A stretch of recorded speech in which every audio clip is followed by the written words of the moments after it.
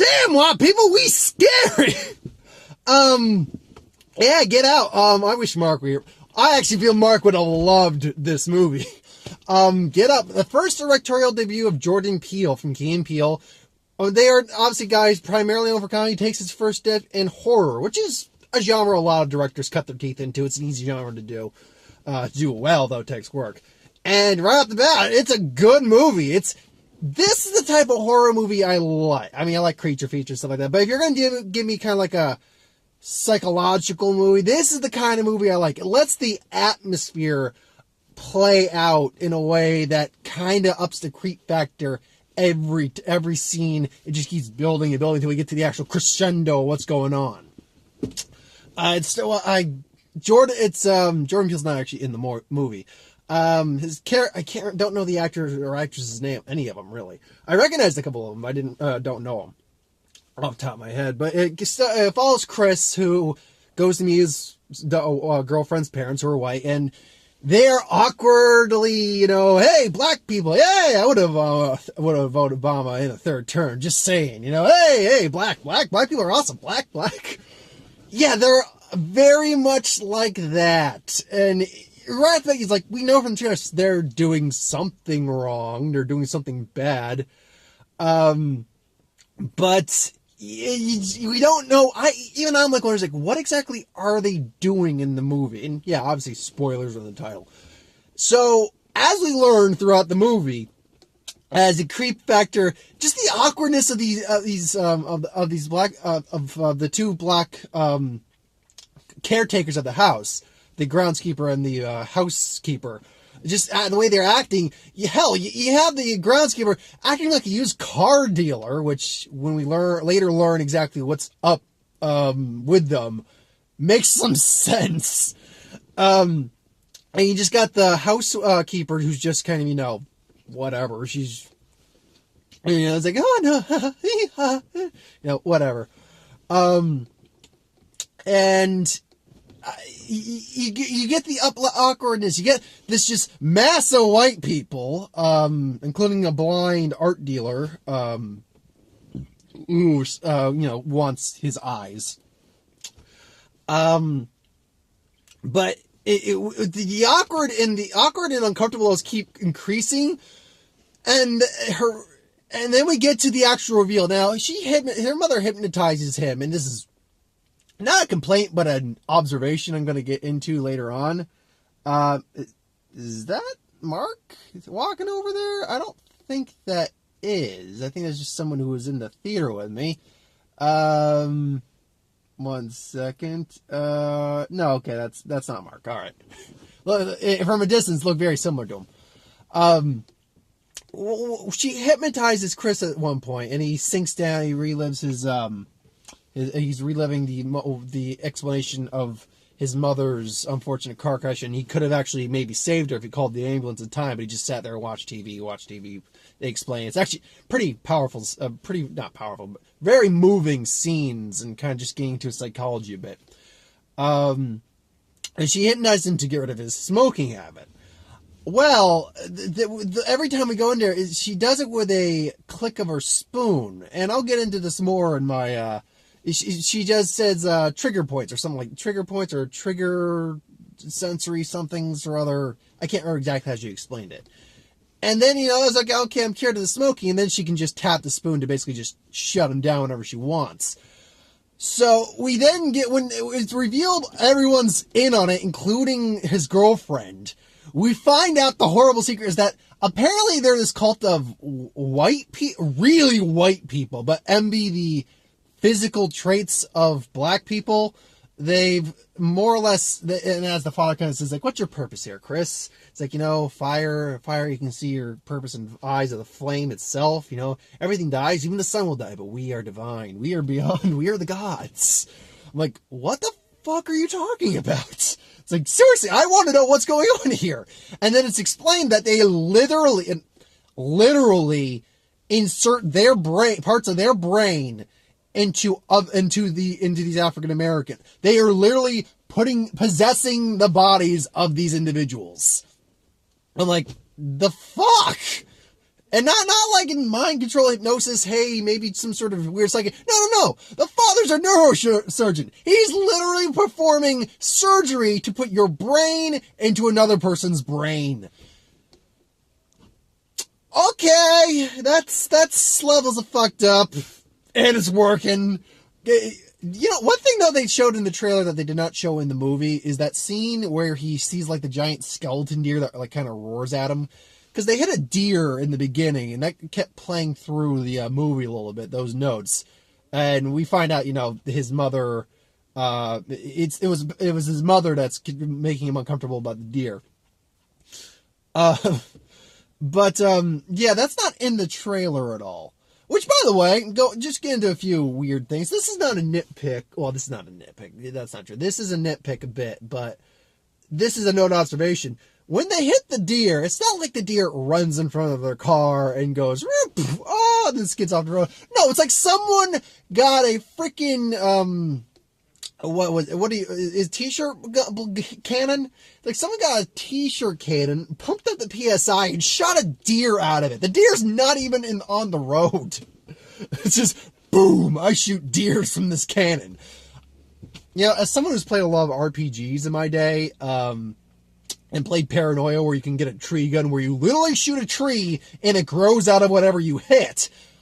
I would like a deer gun. I'm certain it exists in some way, shape, or form. I'm certain like in a game like Mutants and Masterminds, you can develop a weapon that lets you shoot deer. Or any animal of your choosing. So, there's people just passing by. So it's kind of weird for me to be doing the review right now. But yeah, I've already started. I'm already almost 7 minutes in. I can keep going. So there's that. Then another weird nitpick I'm going to get into. Well, this one's a nitpick. Look, okay, either he's really weak-minded, or they're doing something other than the hypnosis, other than just the suggestive point of... All she's doing is, you know, tinking the inside of the cup with a spoon. Now, I get it. She explains that, you know, again, it's like suggestive points of... specific suggestion, specific trigger sense for senses and susceptible to suggestions, a higher plane of susceptibility. But I'm like, no, there's got to be more to what you're doing than just that. Because I'm like, okay, because in the trailer or the clip we saw, or in that scene in the living room. Or the study where she does that, it's like you're paralyzed. But no, it's more she explains that you're paralyzed with fear, like you were on that day. I'm like, okay, I thought you paralyzed him. I guess not. All right. So those stuck out to me a little bit. I'm like, not negatives per se, though the tree gun deer is a little. Or tree gun deer. Those are 3 words you don't expect to hear in a sentence. Well, actually, that's not true. I shot a deer with a gun and he landed in a tree. I suppose you could hear it in a sentence, just not in that order. The t-shirt cannon deer is a weird little, not negative, but weird moment. The soundtrack was also pretty interesting. Like the very opening, we see a guy walking the street and it's in the suburb. And the brother, who's a complete another psychopath, and I'm trying to remember where I've seen that. He played Banshee in X-Men First Class. I knew I recognized him. He's kind of out there. I mean, they're all out there, but of all of them, he's the one that was kind of out there. He's got this. He's just playing this fun little music, and then he just comes out and puts him in a chokehold. So that happens, and then we get the reveal, and then how he overcame the hypnosis, I'm also a little iffy on, because what happens is he keeps going through this moment of scratching the armrests, and he's scratching it, and fuzz comes out, and I'm like, no, I'm like, okay, so what's he gonna do here? How's he gonna get out of this? And he stuffs it in his ear. Now, they showed he could at least get the belts that he was tied with his teeth, and I'm kind of wondering why he couldn't actually. Given enough effort, he could have gotten out of that with his teeth, I think. But, yeah, whatever. Semantics.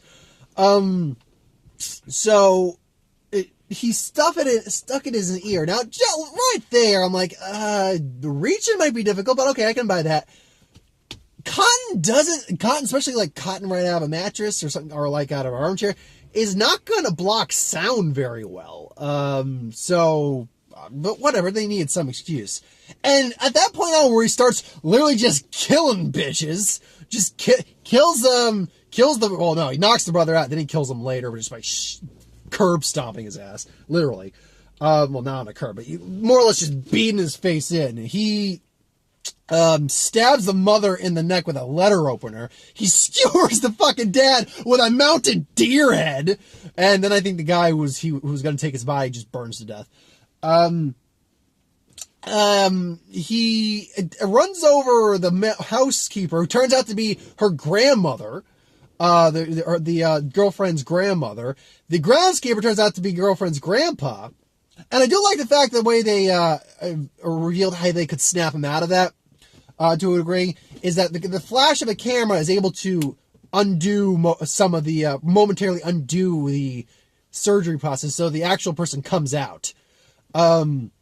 So yeah, it's interesting. And that's how he because she basically sends Grandpa after him, goes like, "Go get him, Grandpa," and he starts choking him. And because he basically snaps him, the guy comes out, he's like, "Let me do it," and takes the gun from her, and then just shoots her dead. Well, doesn't shoot her dead. Shoots her down. And then he blows his brains out because, this won't last forever, and I'm not the man I used to be, all that crap. Yeah, and oh man, it's a wild ride once it gets into the second half. Holy crap. But the best part, bar none, is his friend, who's a TSA attendant. And he's house sitting for him. He's house sitting for his dog. And he just starts talking about, talking about sex slaves. They turn black people into sex slaves. I was like, Jeffrey Dahmer, Jeffrey Dahmer used to eat people's heads, but he used to fuck them too. It's just, anytime he came up on screen, we were all cracking up in the theater. Oh my God. And then just like, how'd you find me? I'm T motherfucking S.A. When I say I got this, I got this. Ah, man, it was good. It was funny. It actually did balance a good amount of humor with the horror, creepy thriller vibe, which did the movie well. Did a good service. Is there anything I disliked about the film? I can't say there's anything I overly disliked. I really did like the film. I don't know if I'd own it, but I don't own a lot of horror films anyway. It's just not usually my genre. Yeah, I can't think of much that I really dislike besides the nitpicks about the hypnosis and the t-shirt cannon deer launcher. Yeah, that one I will contest. Like, how the hell did? No, that's not quite how that worked. So yeah, I mean, what would I give this? Oh, this is a good 8.5. Yeah, 8.5 out of 10. Go see this movie. If you still want to see it after I spoiled so much. Let's see. We got a full list of trailers now. Girls Strip. Oh God. Look, maybe that movie's going to be funny. I'm probably not the demographic, because that even the humor that was even in that movie, in that trailer, was not my taste. You get the friend saying, like, "Oh, he wants to take a hit of this dank kush." She's like, "That's a good way to get infection." Go, you can't get infection in your booty hole. It's a booty hole. Okay, yeah, is that funny? No, I don't think it's funny. But I'm maybe not the demographic for that. The Belko Experiment. I've seen this trailer plenty of times. If I get a chance, I'll probably catch the movie. It looks fun. It's Battle Royale meets Office Space meets Last Man Standing. It comes at night. Now, I've seen this trailer once. It comes at night. From my own description, it's I don't know if it's post-apocalyptic. I think it kind of is, sort of. It's a group of people living in the woods, and someone comes down with some sort of an illness of some kind. And whatever happens only happens at night. And it's about I think Joel Edgerton needing to protect his family from it comes at night. Now the question is, what is it that comes at night? Is it insanity, an illness, a supernatural force, some sort of creature? What is it?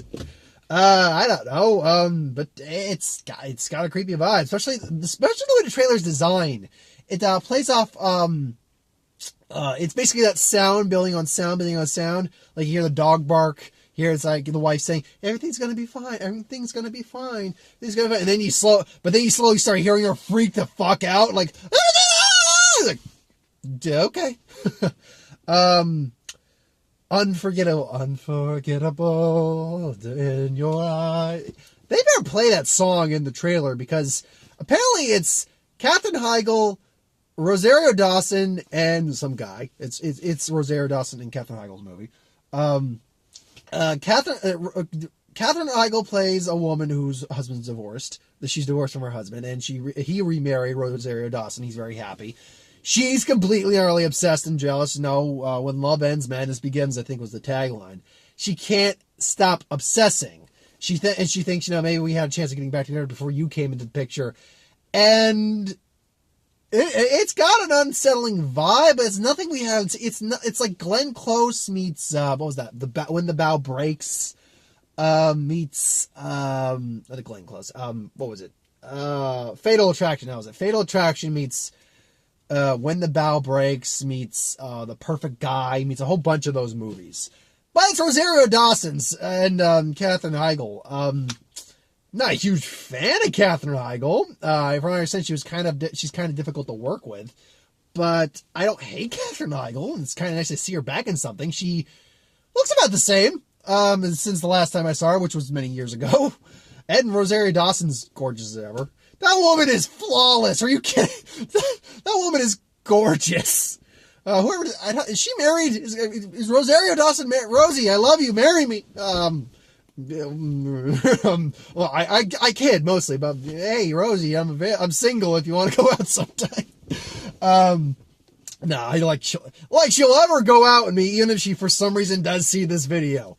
Of the probably maybe at most 100 people who will watch this, I would love to see 50 people see this video. I'm usually happy if I see more than 50 people watch a video of mine. That's when I'm like, yay, I did well on this video today. But no, I mean, they look good. It looks like it's got more sexual chemistry going on in that movie than a whole 50 Shades series put together. I got the trailer for life, the second trailer. I actually already did a review on it, but I'm down. I like science fiction. I like all those guys. So yeah, that looks good. Wish Upon, got that trailer again. I'm assuming that movie's coming out soon. If not, give me a different trailer, please, because it's this monkey's paw. You get a wish, but there's a consequence. Jin kind of stuff, whatever. And then All Eyes on Me, the Tupac Shakur story, which again looks good, but I just don't know. What am I doing? Sorry, of course I have it. We just with my schedule and what movies come out. Actually, I think that comes out.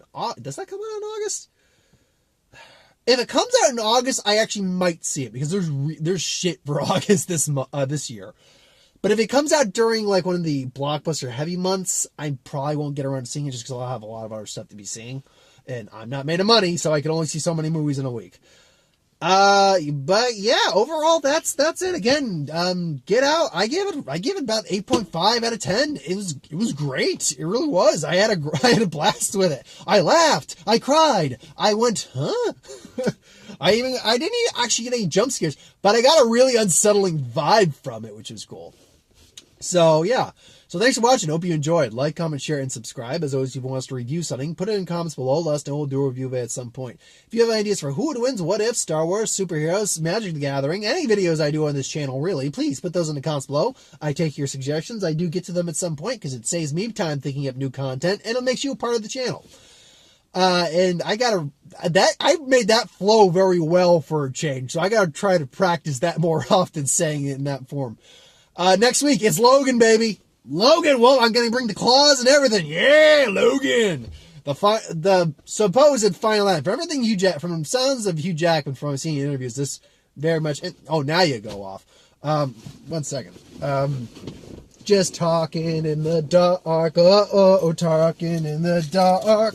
If I had the chance, I'd ask the world to dance. And there we go. As I entertain you with my Billy Idol.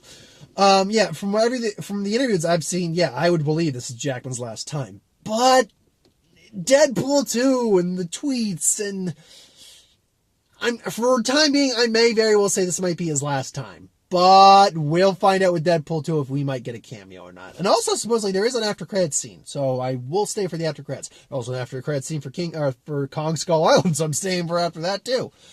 But yeah, Logan, can't wait for it. And Dragon Ball Super episode 80 review on Saturday. Box office on Sunday, as well as the 89th Academy Awards. So got those to look forward to. I will hopefully actually do a Who Would Win on Monday. I kind of didn't go with the Who Would Win. I just didn't have the time to write one out. But I'll definitely try to have a Who Would Win up for Monday this week. But yeah, thanks for watching. Hope you enjoyed, and I'll see you folks next time. Have a good night.